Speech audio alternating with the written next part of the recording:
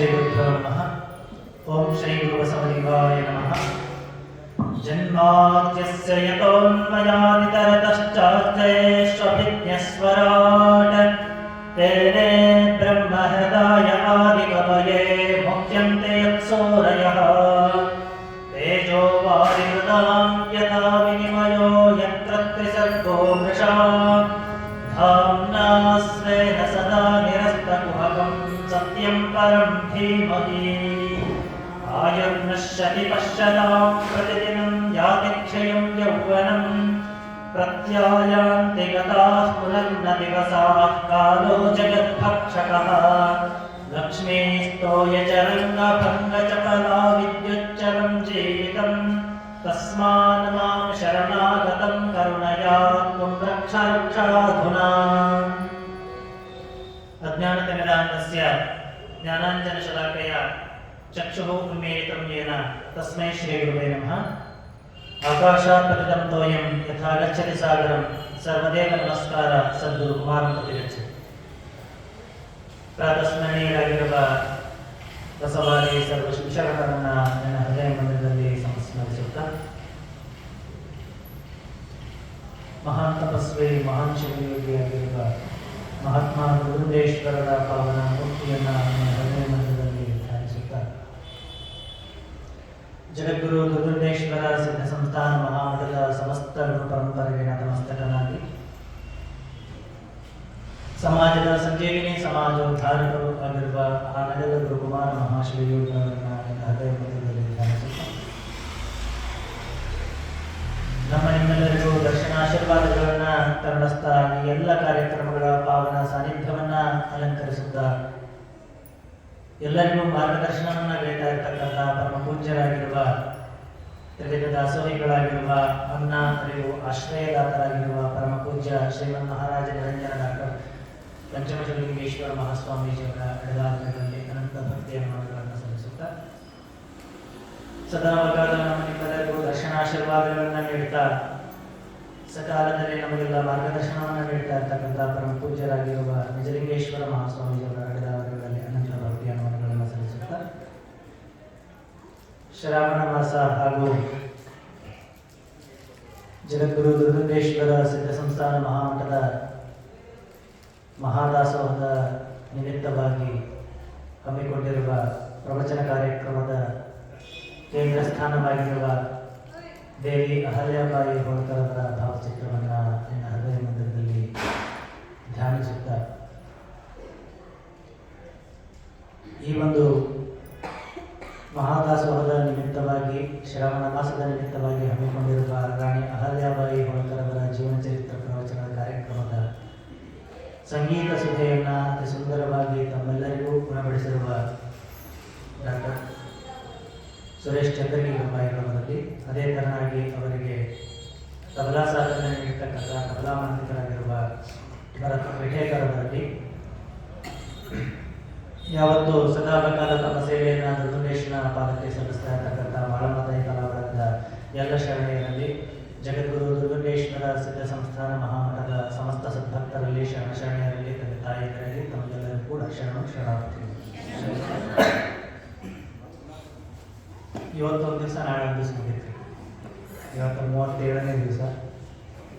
ಹಾಗಾಗಿ ಸಾಕಷ್ಟು ರಾಣಿ ಅಹಲ್ಯಾಬಾಯಿಯವರ ಚರಿತ್ರೆಯನ್ನು ತಿಳ್ಕೊಳ್ತಾ, ಅದರ ಜೊತೆಗೇನೆ ಅವರು ಜೀರ್ಣೋದ್ಧಾರ ಮಾಡಿರ್ತಕ್ಕಂಥ ಸಾಕಷ್ಟು ಪ್ರದೇಶಗಳನ್ನು ನಾವು ಆ ಒಂದು ಪ್ರದೇಶದ ಮಹತ್ಮೆಯನ್ನು ತಿಳ್ಕೊಳ್ತಾ ಬಂದಿದ್ದೀವಿ. ಭಾರತದಾದ್ಯಂತ ಸುಮಾರು ಆ ಸಮಯದಲ್ಲಿ ಇರ್ತಕ್ಕಂಥ 34 ರಾಜ್ಯಗಳನ್ನ ಆಳಿರ್ತಕ್ಕಂಥ ಏಕೈಕ ರಾಣಿ ಅಂತ ಹೇಳಿದ್ರೆ ಅವರು ರಾಣಿ ಅಹಲ್ಯಾಬಾಯಿ ಹೋಳ್ಕರ್ ಅವರು. ಒಂದು ಕಡೆಗೆ ಒಂದು ಸುಭಾಷಿತಕಾರರು ಹೇಳ್ತಾರ, ಪರೋಪಕಾರಾಯ ಫಲಂತಿ ವೃಕ್ಷಾಃ ಪರೋಪಕಾರಾಯ ವಹಂತಿ ನದ್ಯಃ ಪರೋಪಕಾರಾಯ ದುಹಂತಿ ಗಾವಃ ಪರೋಪಕಾರಾರ್ಥಂ ಇದಂ ಶರೀರಂ ಅಂತ ಹೇಳ್ತಾರೆ. ನದಿಗಳು ಸಹಿತ ಬೇರೆಯವರ ಉಪಕಾರಕ್ಕೋಸ್ಕರ ಹರಿತವ.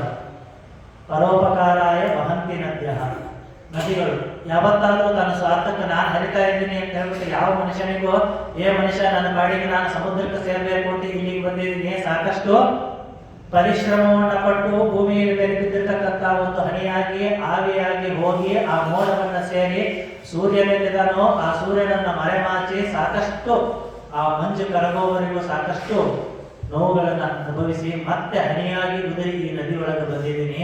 ನನ್ನ ಕೊನೆ ಗಮನ ಸಮುದ್ರಕ್ಕೆ ಹೋಗಬೇಕಾಗಿದೆ, ನಾನು ಸಮುದ್ರವನ್ನ ಸೇರಬೇಕು, ನೀನು ಬಳಸಬೇಡ ಅಂತ ಹೇಳಿ ಯಾವ ನದಿಯ ಒಂದು ಹನಿಯ ಬಿಂದುವು ಸಹಿತ ಒಬ್ಬ ಮನುಷ್ಯನಿಗೆ ಹೇಳಿಲ್ಲ. ಯಾಕಂತ ಹೇಳಿದ್ರೆ ಆ ನದಿಗಳು ಪರೋಪಕಾರಕ್ಕೋಸ್ಕರ. ನದಿಗಳನ್ನ ಧರೆಗೆ ತಂದಿರ್ತಕ್ಕಂಥವ್ರು ಎಲ್ಲರೂ ಸಹಿತ ಅವರೊಬ್ಬರೇ ಉಪಯೋಗಿಸಲಿಲ್ಲ. ಅದನ್ನ ಯಾವ ನದಿ ಯಾವ ಕೆರೆಗಳು ಜನರಿಗೆ ಉಪಯೋಗವಾಗಲಿಕ್ಕೆ ಇರ್ತಕ್ಕಂಥದ್ದು ಹೌದಲ್ಲ. ಯಾವ್ದಾರ ಒಂದು ನೀರಿನ ಹನಿ ನಮಗೆ ಹೇಳದ ಇಲ್ಲ. ನನ್ನ ಮೂಲ ಸ್ವರೂಪ ಏನೈತಿ ಸಮುದ್ರವನ್ನ ಸೇರಬೇಕು ಅಂತ ಹೇಳಿ, ಆದ್ರೆ ನೀನು ಅದನ್ನು ಬಳಸಬೇಡ ಅಂತ ಹೇಳೋದಿಲ್ಲ. ಅಂದ್ರೆ ಬೇರೆಯವರಿಗೆ ಜೀವನಾಡಿಯಾಗಿ ಹರಿತಕ್ಕಂಥ ನದಿಗಳು ಪರರಿಗೆ ಉಪಕಾರ ಹೇಗೆ ಆಗ್ತದೋ ಪರೋಪಕಾರಾಯ ಫಲಂತಿ ವೃಕ್ಷಾಹ ಅಂತ ಹೇಳ್ತಾರೆ. ವೃಕ್ಷಗಳು ನಾವೆಲ್ಲ ವೃಕ್ಷಗಳು ನೋಡಿದೀವಿ. ಎಷ್ಟೋ ಹಣ್ಣಿನ ವೃಕ್ಷಗಳಿದಾವ, ಎಷ್ಟೋ ವೃಕ್ಷಗಳು ಎಲ್ಲ ತರ ವಿಧವಾಗಿರ್ತಕ್ಕಂಥ ಸೇವೆಯನ್ನು ನೀಡುತ್ತಾವ. ಏನು ಒಂದಿಷ್ಟು ವೃಕ್ಷಗಳು ನಮಗ ವೃಕ್ಷ ಮರಗಳು ನಮಗ ಒಂದಿಷ್ಟು ಗಾಳಿಯನ್ನ ನೀಡಿದ್ರ, ಒಂದಿಷ್ಟು ನೆರಳನ್ನ ನೀಡುತ್ತದ, ಒಂದಿಷ್ಟು ನಮಗ ಉಪಯೋಗವಾಗತಕ್ಕಂಥ ವಸ್ತುಗಳಾಗಿ ಪರಿಣಾಮವನ್ನು ಹೊಂದುತ್ತಾವ. ಒಂದಿಷ್ಟು ವಸ್ತುಗಳು ಏನು ಮಾಡ್ತಾವ ಅಂತ ಹೇಳಿದ್ರೆ ಹಣ್ಣು ಹಂಪಲುಗಳನ್ನ ಬೆಳೆಗಳನ್ನು ಕೊಡ್ತಕ್ಕಂಥ ವೃಕ್ಷಗಳು ಸಸ್ಯರಾಶಿಗಳು ಈ ಭೂಮಿ ಮೇಲೆ ಅದಾವ. ಇವತ್ತ ನಾವು ಏನಾದರೂ ಈ ಮಾವಿನ ಹಣ್ಣಿನ ಸೀಸನ್ನು ಯಾವ್ದಾರ ಹಣ್ಣಿನ ಸೀಸನ್ ಬಂದಾಗ ಆ ಹಣ್ಣಿನ ಮರ ಎಷ್ಟು ಸ್ವೀಟ್ ಆಗಿರ್ತಕ್ಕಂಥ ಬಹಳ ಮಧುರವಾಗಿರ್ತಕ್ಕಂಥ ಹಣ್ಣನ್ನೇ ಜನಗಳಿಗೆ ನೀಡ್ತದೆ. ಹೌದಲ್ಲ? ಯಾವ್ದಾರ ಹಣ್ಣು ಸರಿ ಇಲ್ಲ ಅಂತ ಹೇಳಿದ್ರೆ ಅದನ್ನ ಇನ್ನೂ ಪಕ್ವವಾಗಿ ಮುಂಚೆನೆ ನಾವು ಕಟ್ ಮಾಡ್ಕೊಂಡಿವಿ ಹೊರತು ಅದು ಆ ಮರ ಸರಿ ಇಲ್ಲ. ಅದಕ್ಕೆ ಬೇಕಾಗಿರ್ತಕ್ಕಂಥ ಪೌಷ್ಟಿಕಾಂಶಗಳು ಅಲ್ಲಿರ್ತಕ್ಕಂಥ ಜನರ ದುರಾಲೋಚನೆಗಳಿಂದ ಅದರಲ್ಲಿರ್ತಕ್ಕಂಥ ಹಣ್ಣಿನ ಗುಣ ಕೈಯಾಗಿರ್ತದ ಹೊರತು ಆ ಹಣ್ಣು ಯಾವತ್ತೂ ಆ ಮರ ಕೈಯಾಗಿರ್ತಕ್ಕಂಥದ್ದು ನೋಡೋಲ್ಲ. ಒಬ್ಬ ಹುಡುಗ ಹಿಂಗ ಹೋಗ್ಬೇಕಾದ್ರೆ ಮಾವಿನ ಗಿಡ ನೋಡಿದಂತ. ಮಾವಿನ ಗಿಡ ನೋಡಿದ ತಕ್ಷಣ ಎಲ್ಲ ಸಾಮಾನ್ಯವಾಗಿ ಯೋಚನೆ ಮಾಡ್ತೀವಿ. ಏನ್ ಮಾಡ್ತಾರ? ಮಾವಿನ ಗಿಡ ನೋಡಿದ ತಕ್ಷಣ ಹಣ್ಣು ತಗೋಬೇಕು ಅಂತೇಳಿದ್ರೆ ಕಲ್ಲು ಹೋಗ್ತೀವಿ. ಒಬ್ಬ ಮನುಷ್ಯ ನನಗೆ ಕೆಟ್ಟದ್ದು ಮಾಡ್ಯಾನ ಅಂತ ಗೊತ್ತಿದ್ರು ಸಹಿತ ಇವ ನನಗೆ ಕಲ್ಲು ತಗೊಂಡು ಹೊಡೆದಾನ, ನನಗೆ ಪೆಟ್ಟು ಹಚ್ಚಾನ, ನನಗೆ ನೋವು ಮಾಡ್ಯಾನ ಅಂತ ಹೇಳಿದ್ರು ಸಹಿತ ಅವನಿಗೆ ಮಧುರವಾಗಿರ್ತಕ್ಕಂಥ ಹಣ್ಣನ್ನೇ ನೀಡ್ತದ ಮರ. ಇಲ್ಲ ಇವ ಕಲ್ಲು ಹೊಡೆದಾನ ಅಂತ ಹೇಳ್ಬಿಟ್ಟು ಅವನಿಗೆ ಬಿಸಾಗಿದ್ದ ಮಣ್ಣು ಹಣ್ಣು ಹುಡುಕಿ ಬಿಟ್ಟು ಕೊಡ್ತದೆ. ಅಂದ್ರೆ ಕಹಿ ಇದ್ದಿದ್ದ ಹಣ್ಣು ಅಥವಾ ಹುಳಿ ಇದ್ದಿದ್ದು ಮಾವಿನ ಹಣ್ಣು ಏನಾದರೂ ಅವನಿಗೆ ಹುಡುಕಿ ಬಿಟ್ಟು ಕೊಡೋದಿಲ್ಲ. ಯಾಕಂತ ಹೇಳಿದ್ರೆ ಮರದ ಗುಣನ ಅದು ಪರೋಪಕಾರ. ಎಲ್ಲ ಮರಗಳು ಸಹಿತ ಬೇರೆಯವರಿಗೆ ಉಪಕಾರವಾಗೋದೇ ಆಗ್ಲಿಕ್ಕೆ ಇರೋದು. ನೋಡಿ, ನಾವೆಲ್ಲ ವಿಚಾರ ಮಾಡ್ತೀವಿ, ಎಷ್ಟೋ ಮರಗಳಿಂದ ನಾವು ಸೇವೆಯನ್ನು ಸಲ್ಲಿಸ್ತೀವಿ, ಎಷ್ಟೋ ಮರಗಳಿಂದ ಸೇವೆಯನ್ನು ನಾವು ಪಡಿತೀವಿ, ಎಷ್ಟೋ ಮರಗಳಿಂದ ಯಾರೋ ಬೆಳೆಸಿರ್ತಕ್ಕಂಥ ಹಣ್ಣುಗಳು, ಯಾರೋ ಹಚ್ಚಿ ನೆಟ್ಟು ಹೋಗಿರ್ತಕ್ಕಂಥ ಮರಗಳಿಂದ ಬೆಳೆದಿರ್ತಕ್ಕಂಥ ಹಣ್ಣುಗಳನ್ನ ನಾವು ತಿಂತೀವಿ. ಹೌದಿಲ್ಲ? ಇವತ್ತು ಜೀವನದೊಳಗೆ ನಾವೋ ಒಂದು ಗಿಡ ಬೆಳೆಸಿ ಅದು ಹಣ್ಣಾಗಿ ಕಾಯಿಲೆ ತಿನ್ನಬೇಕು ಅಂತೇಳಿ ಯಾರೂ ಯೋಚನೆ ಮಾಡೋದಿಲ್ಲ. ಯಾರು ಯೋಚನೆ ಮಾಡಿಬೇಡ? ಇಲ್ಲ, ನಾನೋ ಒಂದು ಗಿಡ ಹಚ್ಚಿ ಅದ್ರಾಗ ಬೆಳೆದಿದ್ದು ಹಣ್ಣ ತಿನ್ನಬೇಕು ಅಂತ ಹೇಳ್ಬಿಟ್ಟು 10 ವರ್ಷ ಆಗಲಿ 20 ವರ್ಷ ಆಗಲಿ ಅದ್ರಾಗ ತಿನ್ಬೇಕು ಅಂತ ಹೇಳ್ಬಿಟ್ಟು ಇದುವರೆಗೆ ಯಾವ ಮನುಷ್ಯನೂ ಯೋಚನೆ ಮಾಡಿಲ್ಲ. ಯಾಕ? ಮರಗಳು ಅಷ್ಟು ಎಂತ ಮನುಷ್ಯ ಅವನಿಗೆ ಗಿಡಕ್ಕೆ ನೀರು ಹಾಕ್ಯಾನೋ ಇಲ್ಲೋ ಅನ್ನೋದು ಯೋಚನೆ ಮಾಡೋದಿಲ್ಲ. ನನಗ ಒಂದಿಷ್ಟು ಪೌಷ್ಟಿಕಾಂಶಗಳನ್ನ ಹಾಕ್ಯಾನೋ ಇಲ್ಲೋ ಅಂತ ಯೋಚನೆ ಮಾಡೋದಿಲ್ಲ. ಒಬ್ಬ ಬಂದಾನ ಅವನಿಗೆ ಆಶ್ರಯವನ್ನು ಕೊಡಬೇಕು, ಒಬ್ಬ ಬಂದಾನ ಅವನ ಹಸುವನ್ನ ತೀರಿಸಬೇಕು ಅಂತಕ್ಕಂಥ ಯೋಚನೆಯನ್ನು ಮಾಡತಕ್ಕಂಥದ್ದು ಗಿಡ ಮರಗಳು. ಹಾಗೆ ಪರೋಪಕಾರಾಯ ಫಲಂತಿ ವೃಕ್ಷಾಹ ಅಂತ ಹೇಳ್ತಾರೆ. ಇಲ್ಲಿ ಫಲ ಅಂತ ಹೇಳಿದ್ರೆ ಬರೀ ಹಣ್ಣುಗಳಷ್ಟೇ ಅಲ್ಲ, ನೆರಳನ್ನ ನೀಡ್ತಕ್ಕಂಥದ್ದು ಆಗಿರಬಹುದು. ಎಷ್ಟೋ ನಮಗೆ ವಿವಿಧವಾಗಿರ್ತಕ್ಕಂಥ ಬೇರೆ ಬೇರೆ ರೀತಿಯಲ್ಲಿ ಸೇವೆಯನ್ನು ಮಾಡ್ತಕ್ಕಂಥ ಎಲ್ಲ ವೃಕ್ಷ ರಾಶಿಗಳು ಸಹಿತ ಈ ಒಂದು ಪರೋಪಕಾರಕ್ಕೋಸ್ಕರ ಬದುಕಿರ್ತಾವ. ಹಾಗೆ ಪರೋಪಕಾರಾಯ ದುಹಂತಿ ಗಾವ. ನಾವು ಹುಟ್ಟಿದಾಗ 1 ವರ್ಷನೋ 2 ವರ್ಷನೋ 3 ವರ್ಷನೋ ತಾಯಿ ಹಾಲನ್ನ ಸೇವನೆಯನ್ನು ಮಾಡಿ ಬದುಕ್ತೀವಿ. ಆದ್ರೆ ಸಾಯೋವರೆಗೂ ಸಹಿತ ನಮಗೆ ಹಾಲನ್ನು ನೀಡತಕ್ಕಂಥದ್ದು ಯಾವುದು ಅಂತ ಹೇಳಿದ್ರೆ ಆಕಳು. ಹೌದು, ಹಸುವಿನ ಹಾಲು. ಅವಾಗೆಲ್ಲ ಹಸುವಿನ ಹಾಲು ಇದ್ದು, ಈಗೆಲ್ಲ ಹಸುಗಳಿಲ್ಲ. ಈಗೆಲ್ಲ ಏನಂತ ಹೇಳಿದ್ರೆ ಎಲ್ಲಿ ಹಾಲು ಬರ್ತದ ಅಂತ ಹೇಳಿದ್ರೆ ಮುಂದೊಂದು ದಿನ ನಮ್ಮ ನಿಮ್ಮ ಮುಂದಿನ ಜನರೇಷನ್ ಏನ್ ಹೇಳ್ಬೇಕಾಗ್ತದ ಅಂತ ಹೇಳಿದ್ರೆ ಸಣ್ಣ ಸಣ್ಣ ಮಕ್ಕಳಾದ್ರಲ್ರಿ ಅವರೆಲ್ಲ ಮುಂದಿನ ಜನರೇಷನ್ ಏನ್ ಹೇಳ್ತಾರ ಅಂತ ಹೇಳಿದ್ರೆ ಆಕಳ ಅಂತೇಳಿ ಒಂದು ಕಾಲದಾಗ ಇದ್ವಪ್ಪ, ಅವೆಲ್ಲ ಅಲ್ಲಿ ಇಲ್ಲಿ ಮೇವು ತಿಂದು ಬರ್ತಿದ್ವು, ಅವು ಹಾಲು ಅಂತ ಕೊಡ್ತಿದ್ವು, ಆ ಹಾಲನ್ನು ನಮ್ಗ ಕುಡಿದು ದೊಡ್ಡವರಾಗಿವಿ ಅಂತ ಹೇಳುವಂತ ಪರಿಸ್ಥಿತಿ ಬರ್ತದೆ. ಯಾಕಂತ ಹೇಳಿದ್ರೆ ಆ ಗೋ ಸಂರಕ್ಷಣೆಯನ್ನು ನಾವು ಮಾಡ್ತಾ ಇಲ್ಲ ಈ ಸಂದರ್ಭದಲ್ಲಿ. ಅವೆಲ್ಲ ಮತ್ತೊಬ್ಬರಿಗೆ ತಾನು ತನ್ನ ಕರುವಿಗೆ ಹೆಚ್ಚಿಗೆ ಒಂದು ಕರು ಎಷ್ಟು ಕುಡಿತದ 2 ಲೀಟರ್ ಕುಡಿಬಹುದು ಹಾಲು. ಆದ್ರೆ ನಮ್ಮ ಮನುಷ್ಯ ಏನ್ ಮಾಡ್ತಾನೆ, ಅದನ್ನ ಬಿಟ್ಟಂಗ ಮಾಡಿ ಅದಕ್ಕೊಂದು 100 ml ಕೊಟ್ಟಿರೋದಿಲ್ಲ, ಅದನ್ನ ಹಿಂಡಿ ಬಿಟ್ಟು ನನಗೆ ಹೆಚ್ಚಿಗೆ ಸಿಗಬೇಕು ಅಂತ ಹೇಳಿ ಅದನ್ನ ಮಾಡ್ತಕ್ಕಂಥದ್ದು. ಅಂದ್ರೆ ಮೊದಲ ಹಿಂದಿನ ಕಾಲದೊಳಗೆ ಹೆಂಗ ಮಾಡ್ತಿದ್ರು ಅಂತ ಹೇಳಿದ್ರೆ ಹಸುಗಳಿಗೆ ಆ ಕರುಗಳಿಗೆ ಬಿಡುತ್ತಿದ್ರು, ಕರುಗಳು ಕುಡಿದ ಆದ್ಮೇಲೆ ಉಳಿದಿರ್ತಕ್ಕಂಥ ಹಾಲನ್ನ ಅವರು ಸ್ವೀಕಾರ ಮಾಡ್ತಿದ್ರು. ಅದಕ್ಕ ಆ ಹಸುಗಳಿಗೆ ಆ ಭಾವನೆ ಆಗ್ತಿತ್ತು, ಈ ಮಾಲಕ್ ಇಷ್ಟೆಲ್ಲ ಕೊಟ್ಟಾನ ಅವನಿಗೂ ಸ್ವಲ್ಪ ಉಳಿಸಿ ಕೊಡೋಣ ಅಂತಕ್ಕಂಥ ಭಾವನೆಯನ್ನು ಕೊಡ್ತಿತ್ತು. ಈಗ ನಮ್ಮ ಮನಸ್ಸಿನಾಗ ಒಂದು ಆಹಾರದಲ್ಲೂ ಸಹಿತ ಅದ ಪದ್ಧತಿ ಇರ್ತದೆ. ನಾವು ಯಾವ ದೃಷ್ಟಿಯಲ್ಲಿ ಒಂದು ಪ್ರಾಣಿಗೆ ಆಗಲಿ ಒಬ್ಬ ವ್ಯಕ್ತಿಗೆ ಆಗಲಿ ಆಹಾರವನ್ನು ನೀಡುತ್ತೀವಲ್ಲ, ಅದೇ ಅವರಿಗೂ ಸಹಿತ ಆ ಮನಸ್ಥಿತಿ ಅದೇ ಸಾಮಾನ್ಯವಾಗಿ ಬರ್ತದ. ಅದಕ್ಕೆ ಹೇಳ್ತಾರ ಅನ್ನವಶಿತ ತ್ರೇಧಾ ವಿಧೀಯತೆ ತಸ್ಯಷ್ಟವಿಸ್ತೋ ಭಾಗ ತತ್ ಪುರೇಶಂ ಭವತಿ ಯೋ ಮಧ್ಯಮಃ ತದ್ ಮಾಂಸಂ ಭವತಿ ಯೋ ಕಣೀಯಃ ಭಾಗಃ ಸಹ ಮನಃ ಭವತಿ ಅಂತ ಹೇಳ್ತಾರೆ. ಐತರೇಯ ಉಪನಿಷತ್ತಿನಲ್ಲಿ ಹೇಳ್ತಾರೆ. ಮನುಷ್ಯ ಒಂದಿಷ್ಟು ಭಾಗವನ್ನ ನಾವು ಏನಾದ್ರೂ ಅಡಿಗೆಯನ್ನು ಮಾಡಬೇಕಾದ್ರೂ ಸಹಿತ ಹೋಟೆಲ್ ಅಡಿಗೆ ತಿನ್ನಬೇಡಿ ಅಂತ ಹೇಳ್ತಾರೆ. ಯಾಕೆ ಹೇಳ್ತಿದ್ರು? ಏನ್ರಿ ಹಿರಿಯರೆಲ್ಲ ಹೇಳ್ಕೊಂಡು ಬಂದಾರೆ. ಹಂಗ ಯಾಕೆ ಹೇಳ್ತಿದ್ರು ಅಂತ ಹೇಳಿದ್ರೆ, ನಾವು ಊಟ ಮಾಡಿರ್ತಕ್ಕಂಥ ಒಂದು ಭಾಗ ಏನಾಗ್ತದ ಅಂತ ಹೇಳಿದ್ರೆ ಅದು ಪ್ರಧಾನವಾಗಿರ್ತಕ್ಕಂಥ 3 ಭಾಗವಾಗಿ ಒಳಗಡೆ ಹೋದ ತಕ್ಷಣ 3 ಭಾಗವಾಗಿ ವಿಭಾಗವಾಗುತ್ತದೆ. ಒಬ್ಬರು ಸಾಧುಗಳು ಒಬ್ಬರ ಮನೆಗೆ ಪ್ರಸಾದಕ್ಕೆ ಒಬ್ಬ ಸೇವಕ ಬಂದು ಕೇಳಿದ, ಯಪ್ಪ ಇವತ್ತು ಮನೆ ಪ್ರಸಾದ ಬರ್ಬೇಕ್ರಿ ಅಂತ ಹೇಳಿದ. ಆಯ್ತು ಬರ್ರಿ, ಬರ್ತಿತ್ತು ಒಳಪ್ಪ ಅಂತ ಹೇಳಿದ. ಈಗ ಬರ್ರಿಯಪ್ಪ ಅಂತ ಹೇಳಿದ, ಎಲ್ಲ ರೆಡಿ ಮಾಡಿಟ್ಟು ಬಂದಿನಿ ಬರ್ರಿಯಪ್ಪ ಅಂತ ಹೇಳಿದ. ಆಯ್ತು ಅಂತ ಯಾರಿಗೂ ಮಾಡದೇ ಇರ್ತಕ್ಕಂಥ ಅದ್ಭುತವಾಗಿರ್ತಕ್ಕಂಥ ಸೇವೆಯಲ್ಲಿ ಅವನ ಗುರುಗಳನ್ನು ಸ್ವಾಗತ ಮಾಡ್ಕೊಂಡು ಮನೆಗೆ ಕರ್ಕೊಂಡು ಬಂದ ಅವರಿಗೆ ಒಳ್ಳೆ ಆಸನವನ್ನ ಹಾಕಿಸಿ, ಇಲ್ಲಪ್ಪ ನಮ್ಮ ಪ್ರಸಾದ ತಟ್ಟೆ ಇದೈತಿ, ಇದನ್ನ ನೀವು ಪ್ರಸಾದ ಮಾಡ್ಬೇಕು, ಇದ್ರಾಗ ನಾವು ಪ್ರಸಾದ ನೀಡಬೇಕು ಅಂತ ಹೇಳಿದ. ಇಲ್ಲಪ್ಪ ನಿಮಗೋಸ್ಕರ ನಾನು ಎಲ್ಲ ಬೆಳ್ಳಿ ತಗೊಂಬಂದಿನಿ ಅಂತ ಹೇಳಿದ. ನೀವು ಮೊದಲಿಗೆ ಪ್ರಸಾದ ಮಾಡಿ ಅಂತ ಹೇಳ್ಬಿಟ್ಟು ಬೆಳ್ಳಿದು ಹೊಸ ತಂದೇನಪ್ಪ, ಅದರ ಪ್ರಸಾದ ಮಾಡಿ ಕರ್ಕೊಂಡು ಬಂದೀನಿ ಅಂತ ಹೇಳಿದ. ಆಯ್ತಮ್ಮ, ನೀನ್ ಇಚ್ಛೆ ಅಂತ ಆಗಲಿ, ಭಕ್ತರ ಇಚ್ಛೆ ಹೇಗಿರ್ತದ ಹಂಗಾಗ್ಬೇಕು ಅಂತ ಗುರುಗಳು ಆಯ್ತು ಅಂತ ಹೇಳಿದ್ರು. ಪ್ರಸಾದಕ್ಕ ಬೆಳ್ಳಿ ತಟ್ಟೆ ಇಟ್ಟ, ಬೆಳ್ಳಿ ಲೋಕದೊಳಗೆ ನೀರು ಕೊಟ್ಟ, ಎಲ್ಲನೂ ಬಹಳ ಅದ್ಭುತವಾಗಿ ಪ್ರಸಾದವನ್ನ ಮಾಡಿಸಿದ್ದ. ಹೆಂಡತಿಗೆ ಹೇಳಿ ಎಲ್ಲ ಪ್ರಸಾದ ಮಾಡಿದ್ರು ಗುರುಗಳು. ಪ್ರಸಾದ ಮಾಡಿದ ತಕ್ಷಣ ತಾಂಬೂಲ ಕೊಟ್ಟ, ತಾಂಬೂಲವನ್ನ ಸೇವನೆ ಮಾಡಿ ಗುರುಗಳು ಬರ್ತೀನಪ್ಪ ಅಂತ ಹೋದ್ರು. ಸ್ವಲ್ಪ ಒಂದು 50 ಮೀಟರ್ ಅಷ್ಟು ದೂರ ಹೋದ್ರು. 2-3 ಮನೆ ದಾಟಿ ಮುಂದೆ ಹೋದ್ರು. ಅವಾಗ ಅವ್ರ ಜೋಳಿಗ್ಯಾಗ ಏನೋ ಒಂದು ಎಕ್ಸ್ಟ್ರಾ ಆಯ್ತಲ್ಲ ಅಂತ ಅನಿಸ್ತು.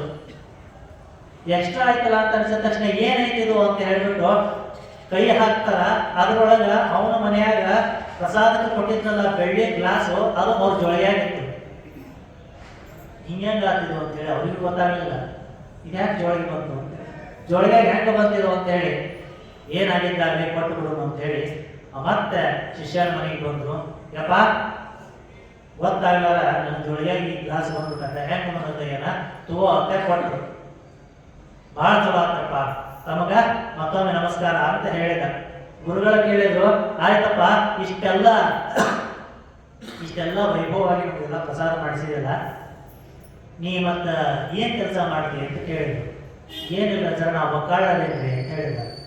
ಅಂದ್ರ ಕಳತನ ಮಾಡಿಕೊಂಡು ಬಂದು ಆ ಒಂದು ಭಾವನೆಯಲ್ಲಿ ಗುರುಗಳಿಗೆ ಪ್ರಸಾದ ಮಾಡಿಸೋದ್ರಿಂದ ನನಗೆ ಇನ್ನೂ ಕಳತನ ಮಾಡಕ್ಕೆ ಯಾರು ಮನೆಗೆ ಹೋದ್ರೆ ಅಂದ್ರೆ ಹೆಚ್ಚಿನ ಮೌಲ್ಯ ಸಿಗಬೇಕು ಅಂತಕ್ಕಂಥ ಭಾವನೆಯಲ್ಲಿ ಗುರುಗಳಿಗೆ ಪ್ರಸಾದ ಮಾಡಿಸಿದ್ದ.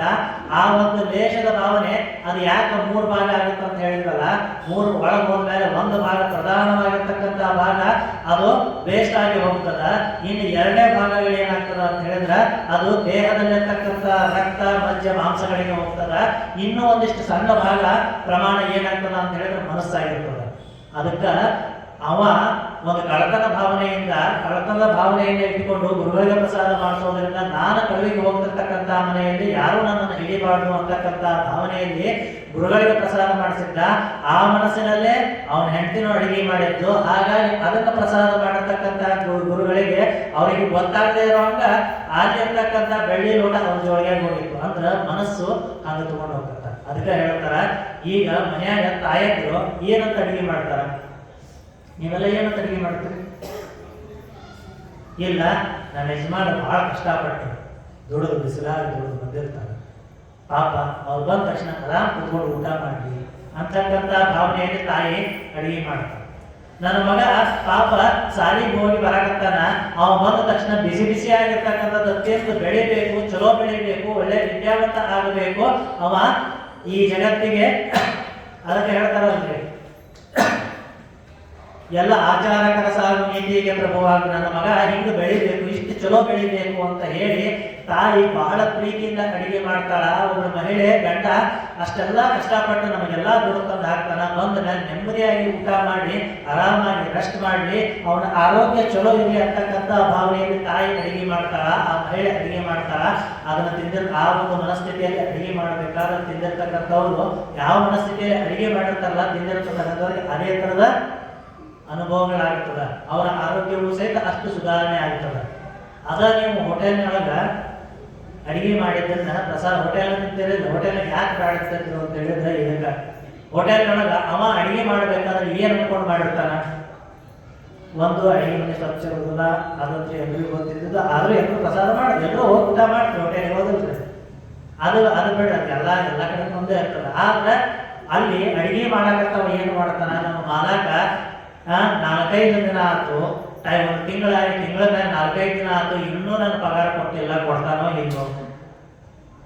ಇವ ಇಷ್ಟೆಲ್ಲ ಬೈತಾನ, ಇವನಿಗೆ ಯಾವ್ದಾರ ರೋಗ ಬಂದ್ರೆ ಸಾಕು ಅಂತಕ್ಕಂಥ ಯಾವ ಭಾವನೆಯಿಂದ ದುಷ್ಟ ಭಾವನೆಯಿಂದ ಇಟ್ಕೊಂಡು ಅಡಿಗೆ ಮಾಡಿದ ಅಂತ ಹೇಳಿದ್ರೆ ತಿನ್ನೋರಿಗೂ ಅದ ಮನಸ್ಸು ಬರ್ತದ. ಅದಕ್ಕೆ ಹೇಳಿದ್ರು ಹೊರಗಡೆ ಊಟ ಮಾಡಬೇಡ್ರಿ ಅಂತ ಹೇಳಿ.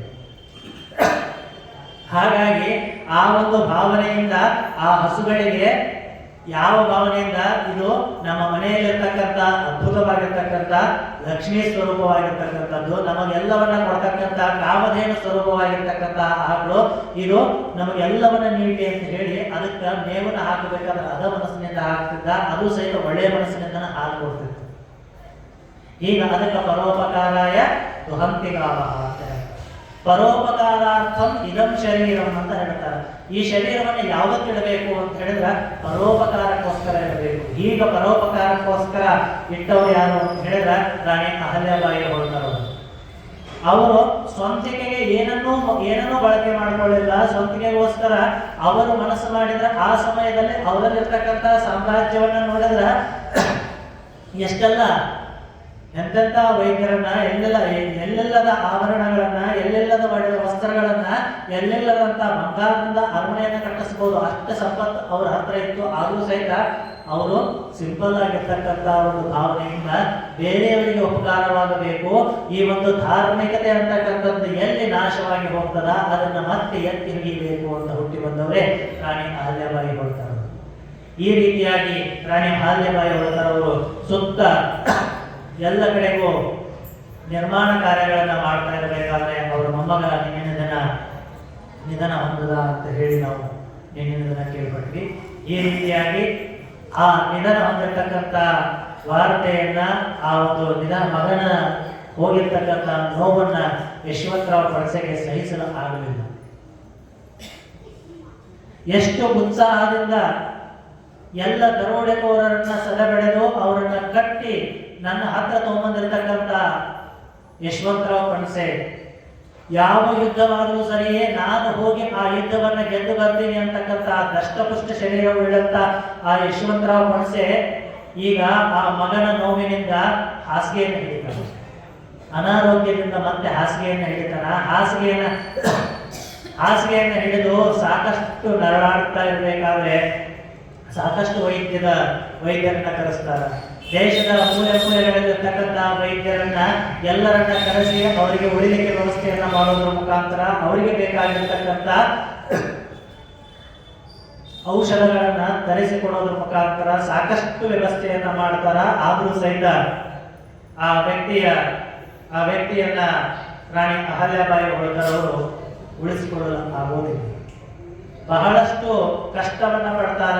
ಆ ವ್ಯಕ್ತಿ ಎಷ್ಟು ಅದ್ಭುತವಾಗಿರ್ತಕ್ಕಂಥವನು, ಅವನು ಎಂತ ಸಾಮ್ರಾಜ್ಯವನ್ನ ನನ್ನ ದೇಹ ದಣದು ಹೋಗಿದೆ, ಈ ದೇಹ ದಣದಿರ್ತಕ್ಕಂಥ ದೇಹಕ್ಕೆ ಸ್ವಲ್ಪ ವಿಶ್ರಾಂತಿಯನ್ನು ಕೊಡಬೇಕು. ಹಾಗಾಗಿ ನಾನು ನನ್ನ ಎಲ್ಲ ಸಂಪತ್ತನ್ನ, ನನ್ನ ಎಲ್ಲ ಅಧಿಕಾರವನ್ನ ಮುಂದೆ ನಡೆಸ್ಕೊಂಡು ಹೋಗಿರ್ತಕ್ಕಂಥವನು ಇನ್ನು ನನ್ನ ಮೊಮ್ಮಗನೂ ಇಲ್ಲ. ಹಾಗಾಗಿ ಯಶವಂತರಾವ್ ಮನಸ್ಸಿಗೆ ಎಲ್ಲ ಅಧಿಕಾರವನ್ನ ಕೊಡಬೇಕು ಅಂತ ಹೇಳಿ ವಿಚಾರದಲ್ಲಿ ಅಹಲ್ಯಬಾಯಿ ಹೋಳ್ಕರವರಿಗೆ ಇರಬೇಕಾದ್ರೆ ಇಂಥದೊಂದು ದುರ್ಘಟನೆ ನಡೆದು ಹೋಗ್ತದ.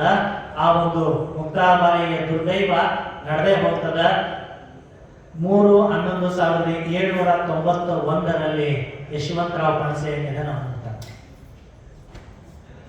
ನಿಧನ ಹೊಂದಿದ ವಾರ್ತೆಯನ್ನ ತಾಯಿ ಅಹಲ್ಯಬಾಯಿ ಹೋಳ್ಕರವರಿಗೆ ಸಹಿಸಬೇಕಾಗುತ್ತದೆ. ಬಹಳಷ್ಟು ನೋವನ್ನ ಅನುಭವಿಸ್ತಾರ. ಈ ರೀತಿಯಾಗಿ ಭಗವಂತ ನನ್ನನ್ನ ಯಾಕೆ ಇಷ್ಟು ಕಷ್ಟಕ್ಕೆ ಈಡು ಮಾಡ್ತಾ ಇದ್ದಾನ ಅಂತ ಹೇಳಿ, ಇಷ್ಟೆಲ್ಲ ಕಷ್ಟಗಳ ಸರಮಾಲೆ ನಾವೇನ್ ಹೇಳ್ತೀವಲ್ರಿ, ನಮ್ಮ ಜೀವನದಲ್ಲಿ ಇರ್ತಕ್ಕಂಥದ್ದ ಕಷ್ಟ ಅಂತ ಹೇಳಿದ್ರೆ ಇತಿಹಾಸಗಳನ್ನ ಅದಕ್ಕೆ ಓದಬೇಕು ಅಂತ ಹೇಳೋದು. ಯಾಕಂತ ಹೇಳಿದ್ರೆ ಎಂತೆಂತರ ಜೀವನದಲ್ಲಿ ಎಷ್ಟೆಷ್ಟು ಕಷ್ಟಗಳು ನಮಗೆ ಒದಗಿ ಬಂದವ ಅಂತ ಹೇಳಿ ಇದರಿಂದ ಗೊತ್ತಾಗ್ತದ. ಅಷ್ಟೆಲ್ಲ ಕಷ್ಟಗಳ ಸರಮಾಲೆ ಅವರ ಜೀವನ ಪೂರ್ತಿ ಸಂಪೂರ್ಣವಾಗಿ ಕಷ್ಟಗಳ ಸರಮಾಲೆಯಲ್ಲೇ ಇದ್ರು. ಆದರೂ ಸಹಿತ ಆ ಕಷ್ಟಗಳನ್ನ ನುಂಗಿಕೊಂಡು ಜಗತ್ತಿಗೆ ಒಳ್ಳೆಯದನ್ನ ಮಾಡಬೇಕು ಅಂತ ಹೇಳಿ, ಮುಂದಿನ ಕಾರ್ಯವನ್ನು ಮಾಡಬೇಕು ಅಂತ ಹೇಳಿ ಅವನ ಚಿತೆಗೆ ಎಲ್ಲ ವ್ಯವಸ್ಥೆಯನ್ನು ಮಾಡಿಸ್ತಾನೆ. ಮಾಡಿಸಿದ ತಕ್ಷಣ ಎಲ್ಲ ಸಿದ್ಧತೆಗಳ ಆದ ತಕ್ಷಣ ಮುಕ್ತಾಬಾಯಿ ಹೋಗಿ ತಾಯಿ ಹತ್ರ ಹೇಳ್ತಾಳ, ನಾನು ನನ್ನ ಪತಿಯೊಡನೆ ಸತಿ ಹೋಗ್ತೀನಿ ಅಂತ ಹೇಳಿ. ಆ ತಾಯಿಗೆ ಒಂದು ಕಡೆಗೆ ನನಗೆ ಸಾಕಷ್ಟು ಬಲಶಾಲಿಯಾಗಿ ನಿಂತಿರ್ತಕ್ಕಂಥ ಅಳಿಯ, ಮಗನಂತೆ ನೋಡಿಕೊಂಡಿರ್ತಕ್ಕಂಥ ಅಳಿಯ ಸಾಕಷ್ಟು ಈ ಒಂದು ಮಾಳುವ ಸಾಮ್ರಾಜ್ಯವನ್ನ, ಮಹೇಶ್ವರವನ್ನ ವಿಸ್ತರಿಸುವುದಕ್ಕಾಗಲಿ, ಮಹೇಶ್ವರವನ್ನ ಅದ್ಭುತವಾಗಿ ರೂಪುರೇಷೆಗಳನ್ನ ಹಾಕಿ ರೂಪಿಸುವುದಕ್ಕೆ ಕಾರಣವಾಗಿರ್ತಕ್ಕಂಥ ಮಗನ ಸ್ವರೂಪದಲ್ಲಿರ್ತಕ್ಕಂಥ ಅಳಿಯ ಇಲ್ಲವಾಗಿ ಹೋಗಿದ್ದಾನ.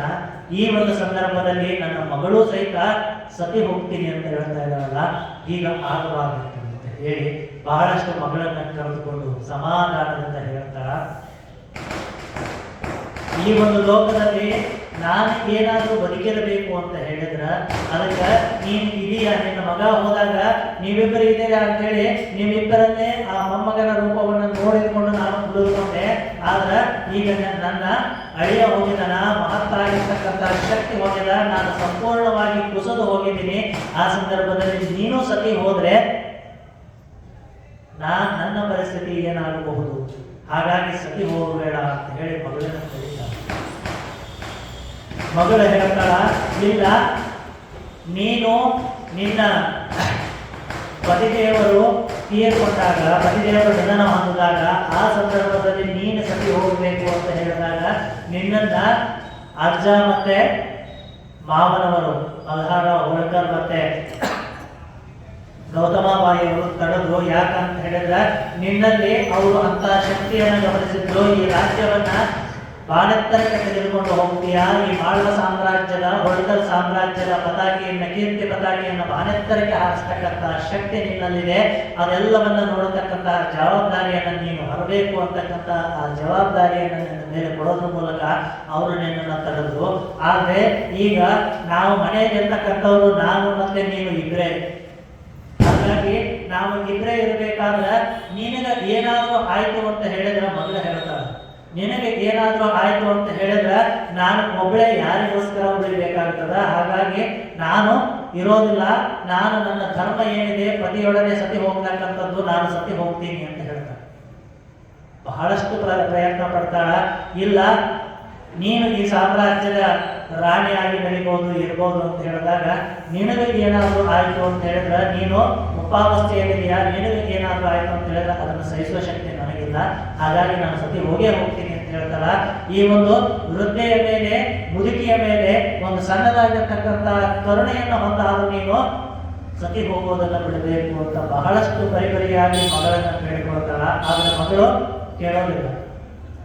ಇಲ್ಲ, ನಾನು ಏನಾದರೂ ಸತಿ ಹೋದೆ ಅಂತ ಹೇಳಿದ್ರೆ, ನಾವಿಬ್ಬರೇ ಇರಬೇಕಾದ್ರೆ ನಾನು ಸತಿ ಹೋದೆ ಅಂತ ಹೇಳಿದ್ರೆ ನಿನ್ನನ್ನು ನೋಡ್ಕೊಳ್ಳೋದಕ್ಕೆ, ನಿನಗೆ ಏನೂ ಆಗದೆ ಇರೋದಕ್ಕೆ, ನಿನ್ನಲ್ಲಿ ಮೊದಲು ನೀನು ಸತಿ ಹೋಗದೆ ಉಳಿಬೇಕಾದ್ರೆ ಏನು ನಿನ್ನಲ್ಲಿ ಒಂದು ಆಸೆ ಇತ್ತು, ಯಾವ ಒಂದು ಧೈರ್ಯ ಇತ್ತು, ಯಾವ ಒಂದು ಆತ್ಮಸ್ಥೈರ್ಯ ಇತ್ತು ಆ ತರದ ಆತ್ಮಸ್ಥೈರ್ಯ ನನ್ನಲ್ಲಿಲ್ಲ.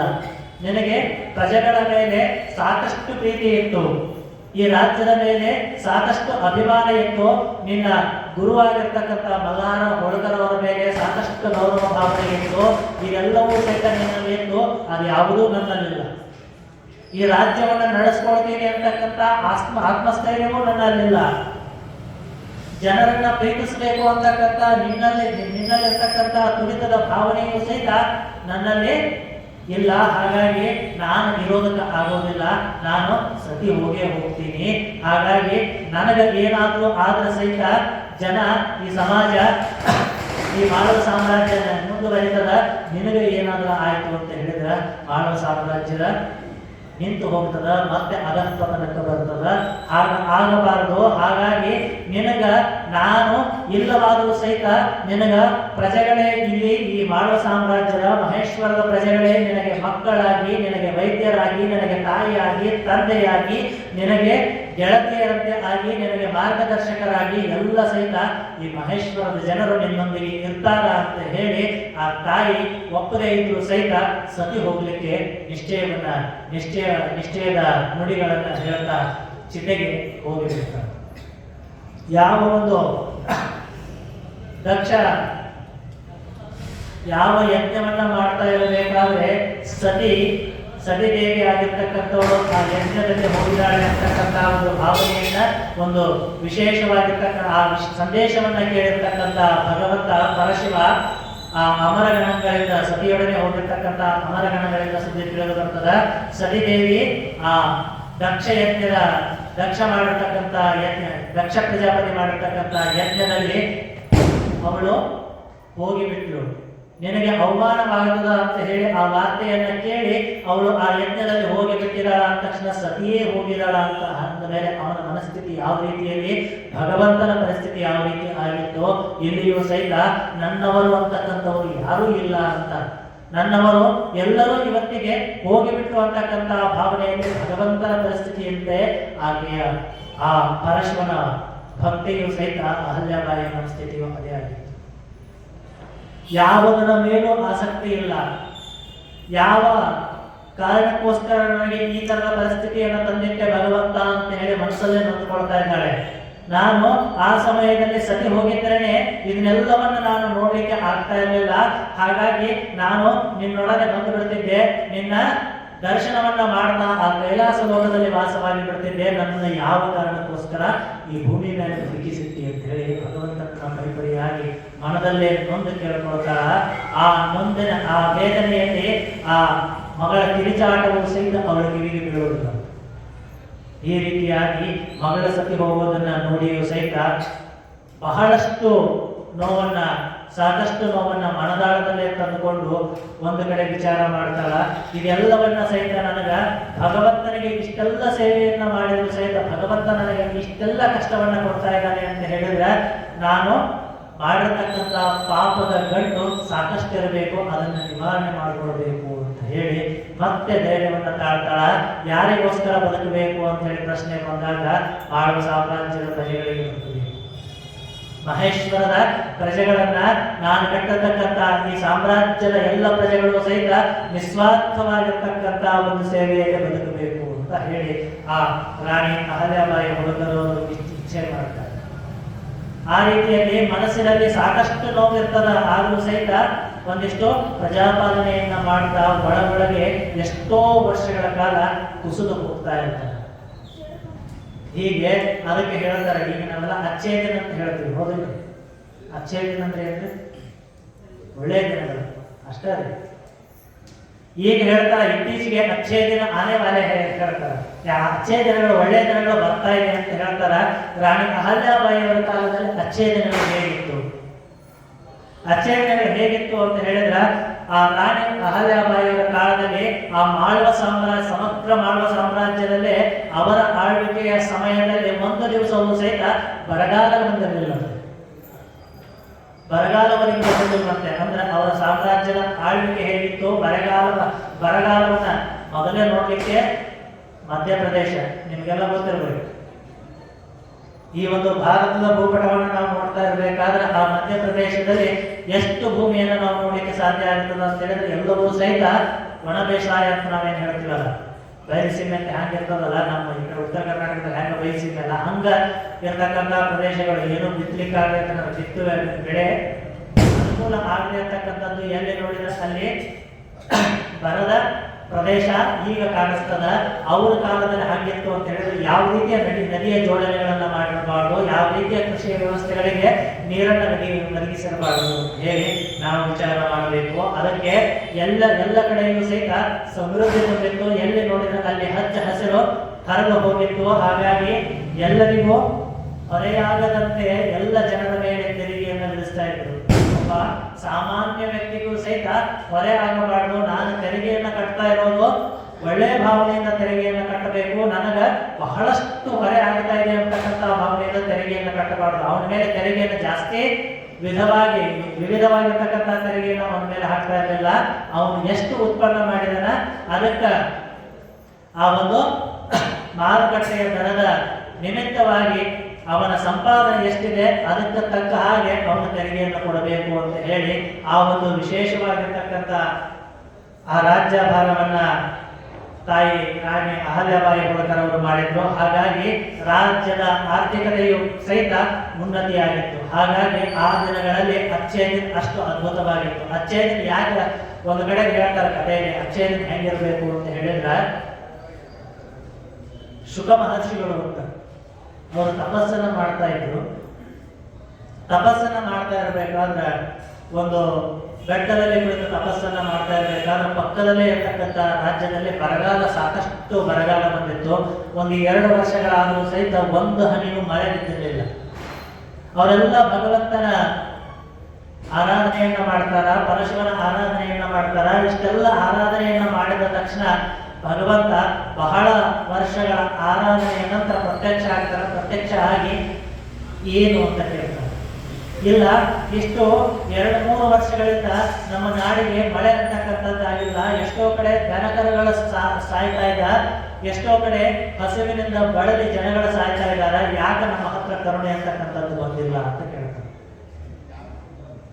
ಅವಾಗ ಭಗವಂತ ಹೇಳ್ತಾನ, ನಾನು ಅಥವಾ ಎಲ್ಲ ದೇವತೆಗಳು, ವರುಣದೇವ, ಎಲ್ಲ ವಿವಿಧವಾಗಿರ್ತಕ್ಕಂಥ ದೇವತೆಗಳು ಇರಬೇಕು ಅಂತ ಹೇಳಿದ್ರೆ ಯಾವ ಪರಿಸರದಲ್ಲಿ ಇರ್ತೀವಿ ಅಂತ ಹೇಳಿದ್ರೆ ಎಲ್ಲಿ ನೀತಿಯಿಂದ ರಾಜ್ಯಭಾರ ನಡೀತದೋ, ಎಲ್ಲ ಜನರು ಯಾರ ಜನರು ನ್ಯಾಯಸಮ್ಮತವಾಗಿ ನಡ್ಕೊಳ್ತಾರೋ, ಮತ್ತೊಬ್ಬರನ್ನ ನೋಡಿದ್ರೆ ಮತ್ತೊಬ್ಬರಿಗೆ ಅಹಿಂಸೆ, ಮತ್ತೊಬ್ಬರನ್ನ ನೋಡಿದ್ರೆ ಮತ್ತೊಬ್ಬರಿಗೆ ಕ್ರೋಧ ಅಂತಕ್ಕಂಥದ್ದು ಯಾರಲ್ಲಿ ಬರೋದಿಲ್ವೋ, ಮತ್ತೊಬ್ಬರನ್ನ ನೋಡಿ ಮಾತ್ಸರ್ಯವನ್ನ ಯಾವ ಒಂದು ಪ್ರದೇಶದಲ್ಲಿ ಕಂಡುಕೊಳ್ಳೋದಿಲ್ವೋ, ಯಾರನ್ನ ನೋಡಿದ್ರೆ ಎಲ್ಲರೂ ಸುಖವಾಗಿರ್ಬೇಕು ಅಂತಕ್ಕಂಥ ಭಾವನೆ ಆ ರಾಜ್ಯದಲ್ಲಿ ಮತ್ತು ಯಾವ ಪ್ರಜೆಗಳಲ್ಲಿ ಇರ್ತದೋ ಆ ಕಡೆಗೆ ಮಾತ್ರ ಭಗವಂತ ನೆಲೆಸ್ತಾನ. ಆ ಕಡೆಗೆ ಮಾತ್ರ ಮಳೆ ಬೆಳೆಗಳು ಚೆನ್ನಾಗಿ ಆಗ್ತದ, ಎಲ್ಲ ದೇವರುಗಳ ವಾಸ ಆಗ್ತದ ಅಂತ ಹೇಳ್ತಾರೆ. ಹಾಗಾಗಿ ಇಲ್ಲಿರ್ತಕ್ಕಂಥವ್ರು ಎಲ್ಲರ ಮನಸ್ಥಿತಿ ಒಳ್ಳೇದಾಗಬೇಕು ಅಂತ ಹೇಳಿದ್ರೆ ಏನು ಮಾಡಬೇಕು ಅಂತ ಕೇಳ್ತಾರ. ಹಾಗಾಗಿ ಇಲ್ಲಿದ್ದವರ ಎಲ್ಲರ ಮನಸ್ಥಿತಿ ಒಳ್ಳೇದಾಗಬೇಕು ಅಂತ ಹೇಳಿದ್ರೆ ಇಲ್ಲಿ ಪುಣ್ಯಾತ್ಮರ ಆಗಮನ ಆಗಬೇಕು ಅಂತ ಹೇಳ್ತಾರೆ. ಪುಣ್ಯಾತ್ಮರ ಆಗಮನ ಆಗಬೇಕು ಅಂತ ಹೇಳಿದ್ರೆ ಯಾರನ್ನ ಕರೆದುಕೊಂಡು ಬರಬೇಕು ಅಂತ ಹೇಳಿದಾಗ ಸುಖ ಮಹರ್ಷಿಗಳನ್ನ ಈ ಭೂಮಿಗೆ ಕಾಲಿಟ್ಟ ತಕ್ಷಣ ಇಲ್ಲಿ ಇರ್ತಕ್ಕಂಥವರ ಎಲ್ಲರ ಮನಸ್ಸು ಪರಿವರ್ತನೆ ಆಗ್ತದ. ಈ ಭೂಮಿಗೆ ಮಳೆರಾಯ ಬರ್ತಾನ. ಅವನ ಮಳೆರಾಯನಲ್ಲಿ ಯಾರ್ಯಾರು ನಡೀತಾರಲ್ಲ ಅವರೆಲ್ಲರಿಗೂ ಸಹಿತ ಒಳ್ಳೆಯ ಮನಸ್ಥಿತಿ ಉಂಟಾಗ್ತದ ಅಂತ ಭಗವಂತ ಹೇಳಿ ಅದೃಶ್ಯನಾಗ್ತಾನ. ಹಾಗೆ ಸುಖ ಮಹರ್ಷಿಗಳನ್ನ ರಾಜ ಮತ್ತೆ ಊರಿನವರೆಲ್ಲ ಹೋಗಿ ಕರೀತಾರ. ಮಹಾತ್ಮರು ಹಂಗೆ ಬರೋದಿಲ್ಲ. ಅವರಿಗೆ ಏನಾದರೂ ಒಂದು ಕಾರಣ ಬರಬೇಕು. ಈ ಒಂದು ನಾಡಿಗೆ ಮಹಾತ್ಮರು ಬರಬೇಕು ಅಂತ ಹೇಳಿದ್ರೆ ಮಹಾತ್ಮರ ಪಾದಸ್ಪರ್ಶವಾಗಬೇಕು. ಮಹಾತ್ಮರ ಕೊಟ್ಟಿರ್ತಕ್ಕಂಥ ಒಂದಿಷ್ಟು ವಸ್ತುಗಳು ಎಷ್ಟೋ ಕಡೆ ನಾವು ಹೋಗಿರ್ತೀವಿ. ಪುಣ್ಯಾತ್ಮರು, ಜಗದ್ಗುರುಗಳು, ಸ್ವಾಮಿಗಳು, ನಮಗ ಶಿವಯೋಗಿಗಳು ಏನಾದರೂ ಒಂದಿಷ್ಟು ಪ್ರಸಾದವನ್ನು ಕೊಟ್ಟಿರ್ತಾರ. ಅದನ್ನು ತಂದು ಮನೆಯಾಗ ಇಡಬೇಕು, ಒಂದು ಜವಾನ ತರಬೇಕಂತ ಹೇಳಿದ್ರು ಸಹಿತ ಅದು ಅವರ ಇಚ್ಛೆ ಇದ್ರೆ ಮಾತ್ರ ಅದು ಭಗವಂತ ನಮ್ಮ ಮನೆವರೆಗೂ ಬಂದು ಮುಟ್ಟಿಸ್ತಾನ. ಶಿವಯೋಗಿಗಳ ಇಚ್ಛೆ ಇದ್ರೆ ಮಾತ್ರ, ಇಲ್ಲ ಅಂತ ಹೇಳಿದ್ರೆ ಮಧ್ಯದಲ್ಲೇ ಅದು ನಾಶವಾಗಿ ಹೋಗ್ತಕ್ಕಂಥ ಕೆಲಸಗಳು ಸಹಿತ ಉಂಟಾಗ್ತಾವ. ಹೀಗೆ ಆ ಶುಭ ಮಹರ್ಷಿಗಳನ್ನ ಕರೆದು ಕೇಳ್ತಾರ, ಹೋಗಿ ನಮ್ಮ ನಾಡಿಗೆ ನೀನು ಬರಬೇಕು ಅಂತ ಹೇಳ್ತಾರೆ. ಅವರು ಅಪ್ಪನೇ ಇಲ್ಲದೆ ಭಗವಂತನ ಇಚ್ಛೆ ಆಗಿಲ್ಲ, ಇಚ್ಛೆ ಆದಾಗ ನಾ ಬರ್ತೀನಿ ಹೋಗು ಅಂತ ಹೇಳ್ತಾರೆ. ಮತ್ತು ಬಂದು ಭಗವಂತನ ಆರಾಧನೆಯನ್ನು ಮಾಡ್ತಾರ, ಅವನನ್ನು ಕರೆದುಕೊಂಡು ಬರ್ತಕ್ಕಂಥ ನಿಂದೇ ಶಕ್ತಿ ಆಗಬೇಕು, ನೀನೇ ಆ ಒಂದು ಕೆಲಸವನ್ನ ಮಾಡಬೇಕು ಅಂತ ಭಗವಂತನ ಕೇಳಿಕೊಂಡಾಗ ಒಂದು ಬಂಗಾರದ ಅಳಿಲು ಏನ್ ಹೇಳ್ತೀರಿ ಕಾಗದ ಹೇಳ್ತೀರಲ್ಲ ಹಳೇದು ನೆನಚಿ ನೆನಚಿಗೆ ಆ ನೆನಚಿ ಬರ್ತದ ಅಲ್ಲಿ ನೆನಚಿ ಬಂದು ಬಂಗಾರದ ಅಳಿಲು ನೋಡಿದ ತಕ್ಷಣ ಆ ಒಂದು ಶುಕ ಮಹರ್ಷಿಗಳು ನೋಡಿದ ತಕ್ಷಣ ಏನಿದು ನೆನಚಿ ಬಂದಲ್ಲ ಬಂಗಾರದ ಇದು ಅಂತ ಹೇಳಿ ಇದರ ವಾಸಸ್ಥಾನ ಎಲ್ಲಿರ್ಬೋದು ಅಂತ ನೋಡ್ಕೊಂಡು ಹೋಗ್ತಾರ. ಭಗವಂತನೇ ಆ ಹಳೆಯ ರೂಪದಲ್ಲಿ ಬಂದು ಅದು ಮುಂದೆ ಹೋಗ್ತಾ ಇದ್ದಂಗ ಇಂಥ ಇನಿಸುಗಳು ಎಲ್ಲಿ ವಾಸವಾಗಿರಬೇಕು ಇವನ್ನೆಲ್ಲ ನೋಡ್ಬೇಕು ಅಂತ ಅದ್ರ ಹಿಂದೆ ಹೋಗ್ತಾರ. ಅದು ಓಡ್ಕೊಂತ ಯಾವಾಗ ಈ ಪರಿಸರಕ್ಕೆ ಬರ್ತದಲ್ಲ, ಈ ಪರಿಸರಕ್ಕೆ ಬಂದ ಮೇಲೆ ಈ ಊರಿಗೆ ಆ ಒಂದು ಮಹಾತ್ಮರ ಪಾದಸ್ಪರ್ಶವಾಗ್ತಾ ಇದ್ದಕ್ಕೆ ಭಗವಂತನ ಪಾದಸ್ಪರ್ಶ ಆದಾಗಲೂ ಸಹಿತ ಬರಲಿರ್ತಕ್ಕಂಥ ಮಳೆ ಆ ಮಹಾತ್ಮರ ಶಿವಯೋಗಿಗಳ ಪಾದಸ್ಪರ್ಶವಾಗ್ತಾ ಇದ್ದಂಗೆ ಆ ಭೂಮಿಗೆ ಮಳೆ ಬರ್ತದ. ಆ ಮಳೆಯಲ್ಲಿ ನಡೆದಿರ್ತಕ್ಕಂಥ ಎಲ್ಲರ ಮನಸ್ಸಿನಲ್ಲೂ ಸಹಿತ ಸ್ನೇಹ ಸೌಹಾರ್ದತೆ ನೆನೆಸ್ತದ. ಹೀಗೆ ಎಲ್ಲಿ ಅಚ್ಚೇದಿನ ಎಲ್ಲಿರ್ತಾವ ಅಂತ ಹೇಳಿದ್ರೆ ಯಾರ ಎಲ್ಲರ ಮನಸ್ಥಿತಿಯಲ್ಲಿ ಕಾಮ ಕ್ರೋಧ ಲೋಭ ಮೋಹ ಮದ ಮತ್ಸರಗಳು ಮತ್ತೊಬ್ಬರನ್ನು ನೋಡಿದ್ರೆ ಒಬ್ಬರಿಗೆ ಹುಟ್ಟುಕೊಳ್ಳೋದಿಲ್ವೋ, ಯಾರನ್ನ ನೋಡಿದ್ರೆ ಮತ್ತೊಬ್ಬರಿಗೆ ಇವನನ್ನು ಕಂಡ್ರೆ ಆಗ ಬರೋದಿಲ್ಲ ಅಂತಕ್ಕಂಥ ಭಾವನೆ ಇರೋದಿಲ್ವೋ, ಯಾವ ರಾಜ್ಯದಲ್ಲಿ ರಾಜರ ಮನಸ್ಥಿತಿ ಯಾವ ಪ್ರಜೆಗಳಿಗೂ ನೋವಾಗಬಾರದು, ಎಲ್ಲ ಪ್ರಜೆಗಳು ಸಮಾನ ಅಂತಕ್ಕಂಥ ಭಾವನೆ ಇರ್ತದೋ, ಎಲ್ಲ ಧರ್ಮದವರು ಒಂದೇ ಅಂತಕ್ಕಂಥ ಭಾವನೆ ಇರ್ತದೋ, ಅಲ್ಲಿ ಮಾತ್ರ ಆ ಒಂದು ಪ್ರದೇಶದಲ್ಲಿ ಮಾತ್ರ ಅಚ್ಚೇದಿನ ಇರ್ತದ, ಅಲ್ಲಿ ಮಾತ್ರ ಭಗವಂತ ವಾಸವಾಗಿರ್ತಾನ. ಇಂಥ ಅಚ್ಚೇದಿನಗಳು ಎಲ್ಲಿತ್ತು ಅಂತ ಹೇಳಿದ್ರೆ ಆ ಒಂದು ಮಾನವ ಸಾಮ್ರಾಜ್ಯದ ಮಹೇಶ್ವರದ ರಾಜಧಾನಿಯನ್ನಾಗಿ ಮಾಡಿಕೊಂಡಿರ್ತಕ್ಕಂಥ ರಾಣಿ ಅಹಲ್ಯಾಬಾಯಿಯವರ ಮನಸ್ಥಿತಿಯನ್ನು ಸಹಿತ ಅದೇ ಆಗಿತ್ತು. ಏನು ಅಂತ ಹೇಳಿದ್ರೆ ಎಲ್ಲವೂ ಸಹಿತ ಒಂದೇ ಆಗಿರ್ತಕ್ಕಂಥದ್ದು, ಎಲ್ಲ ಜನಾಂಗದವರಿಗೂ ಸಹಿತ ಇಲ್ಲಿ ವಾಸದ ವ್ಯವಸ್ಥೆ ಆಗಬೇಕು, ಎಲ್ಲರೂ ಸಹಿತ ಒಂದೇ ಅಂತಕ್ಕಂಥ ಭಾವನೆಯಲ್ಲಿ, ಭಾರತೀಯರೆಲ್ಲ ಒಂದೇ ಅಂತಕ್ಕಂಥ ಭಾವನೆಯಲ್ಲಿ ರಾಣಿ ಅಹಲ್ಯಾಬಾಯಿ ಹೋಳಕರವರು ಈ ರೀತಿ ಎಲ್ಲ ಅಚ್ಚೇದಿನನ್ನ ಆ ಒಂದು ಸಮಯದಲ್ಲಿ ತಂದಿದ್ರು ಅಂತಕ್ಕಂಥ ಮಾತುಗಳನ್ನ ತಿಳಿಸ್ತಾ ಒಂದು ಸಂಗೀತವನ್ನ ಕೇಳಿ ಮತ್ತೆ ಕಥೆಗೆ ಬರೋಣ.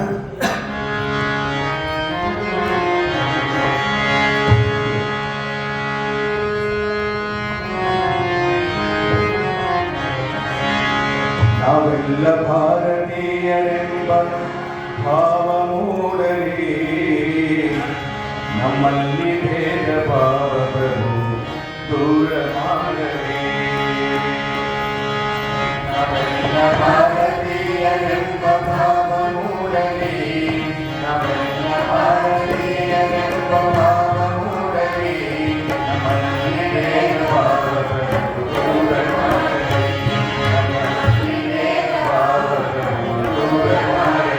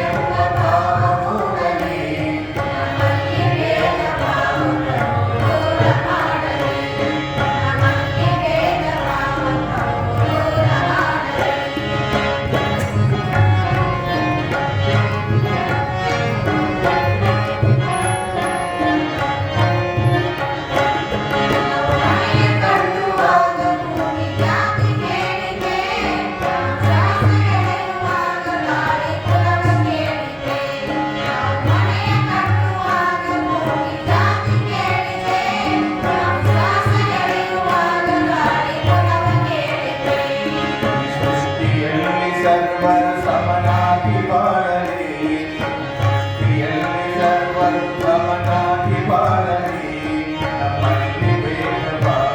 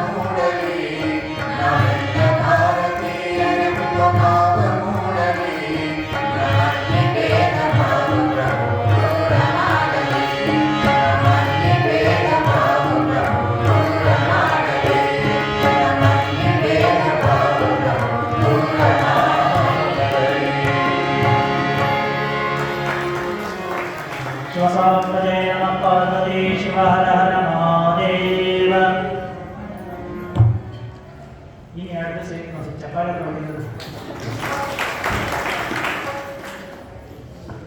ಈಗ ಅದರಿಗೂ ಗೊತ್ತಾಗೈತೆ. ಈ ಒಂದು 37 ದಿನಗಳ ಕಾಲ ನಡೆದಿರ್ತಕ್ಕಂಥ ಪ್ರವಚನವನ್ನ ಸ್ವಲ್ಪ ಪ್ರಶ್ನೆಗಳನ್ನ ಕರೆದಿದ್ದೀವಿ. ಯಾರ್ಯಾರು ಪರೀಕ್ಷೆಯನ್ನು ತಗೊಳ್ಳೋದಕ್ಕೆ ಇಷ್ಟ ಇದೆಯೋ ಅವರು ತೆಗೆದುಕೊಳ್ಬಹುದು. ಹಾಗಾಗಿ ಏನಿಲ್ಲ, 20 ಕ್ವಶನ್ ಅದಾವ್ರಿ, ಟಿಕ್ ಮಾಡೋದಷ್ಟ. ಅದೇನು ಸರಿ ಆನ್ಸರ್ ಐತಿ, ಪ್ರಶ್ನೆ ಓದಿ ಅದು ಸರಿ ಆನ್ಸರ್ ಏನೈತೆ ಅದನ್ನ ಟಿಕ್ ಮಾಡಿ ಕೊಡೋದಷ್ಟ. ಎಷ್ಟು ನಿಮಿಷ ರೀ? ಒಂದು 5 ನಿಮಿಷ ಸಾಕಾಗುತ್ತೆ. ಒಂದು 5 ನಿಮಿಷ ಮಾಡ್ಕೊಂಡು ಒಂದು 10 ನಿಮಿಷ ರೀ ರೆಡಿ ಮಾಡಿಕೊಟ್ಟು. ಅದನ್ನ ಯಾರ್ಯಾರು ಪರೀಕ್ಷೆ ತಗೊಂಡಿರ್ತಾರೆ ತಮ್ಮ ಹತ್ರ ಇರ್ತಕ್ಕಂಥ ಸಲಕರಣೆಗಳನ್ನ ಸ್ವಲ್ಪ ದೂರದ ಇಡ್ರಿ, ಬುಕ್ಕು ಹಂಗ ನೀವು ಸ್ವಲ್ಪ ದೂರ ಕೂತ್ಕೋರಿ. ಪ್ರಶ್ನೆ ನೀವು ಒಂದು ಓದಿದ ಆನ್ಸರು ಸಹಿತ ಪ್ರಶ್ನೆಯನ್ನು ಸಹಿತ ಪಕ್ಕದವ್ರಿಗೆ ಗೊತ್ತಾಗಿರ್ತಾರೆ, ಕೇಳಬೇಡ. ಸ್ವಲ್ಪ ದೂರ ಕೂತ್ಕೊಂಡು ಅಲ್ಲೇ ಮತ್ತೊಬ್ಬರಿಗೆ ಹೇಳಾರಂಗ ಯಾವ ಒಂದು ಅಚ್ಚೇದಿನ ಹೆಂಗಿರ್ಬೇಕು ಅಂತ ಹೇಳಿದ್ರೆ ನೀವು ಸೋಸಿ ಮಾಡಿದಾಗ ಪರೀಕ್ಷೆ ಮಾಡ್ಬೇಕಾದ್ರೆ ಹೆಂಗಿದ್ದು ಅಲ್ಲ ಅಚ್ಚೇದಿನಗಳು ಹಂಗಿರ್ಬೇಕು ಅಂತ ಇರ್ಬೇಕು. ಹಂಗ ಬಹುಮಾನ ಹಂಗ ಸಿಗೋದಿಲ್ಲ. ಅದು ಮತ್ತೆ ಎಲ್ಲ ಸೇರಿ ಒಂದೊಂದು ಅಂತ ಹೇಳಿದ್ರೆ ಅದೆಲ್ಲ ದುರ್ಗೇಶ್ವರಿ ಸೇರ್ಬೇಕು. ಹಂಗಾಗಿ ಕಾಡ್ರಿ ಒಬ್ಬೊಬ್ರು ಬರೀರಿ. ಹಂಗಾಗಿ ದುರ್ಗೇಶ್ವರ ಆಶೀರ್ವಾದ ಎಲ್ಲರಿಗೂ ಇರಲಿ ಅಂತೇಳಿ ನಮ್ದು ಆಸೆ. ಹಂಗಾಗಿ ನೀವು ಸಪ್ರೇಟ್ ಏನಿಲ್ಲ, ಅದರಲ್ಲೇ ಭಾಳ ಸಣ್ಣ ಅದಾವ್ರಿ. ಹಂಗಾಗಿ ಅಲ್ಲೇ ಕುಂತಲ್ಲೇ ಟಿಕ್ ಮಾಡಿ ಮಾತಾಡಕ್ ಹೋಗ್ಬೇಡ್ರಿ. ನಮ್ಮಲ್ಲಿ ಸ್ಕ್ವಾಡ್ಗಳು ಬಂದಿದೆ, ಹುಡುಗರು ಅಪ್ಪ ಇವತ್ತು ನಾವ ಸ್ಕ್ವಾಡ್ಗಳು ಅಂತೇಳಿ. ಹೌದಪ್ಪ, ಸರಿಯಾಗಿ ನಿಮಗೆಲ್ಲ ಸ್ಕ್ವಾಡ್ಗಳು ಬರ್ತಾರೆ, ಈಗ ನಿಮ್ಮ ಸ್ಕ್ವಾಡ್